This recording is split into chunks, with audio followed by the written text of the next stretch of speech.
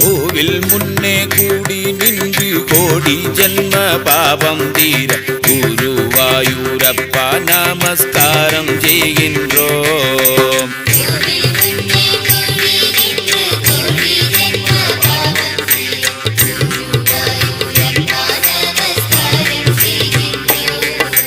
திருமேனி தரிசனம் நிர்மால்யமாகவே வந்து கிரிதரா உன்னை நமஸ்காரம் செய்கின்றோம்.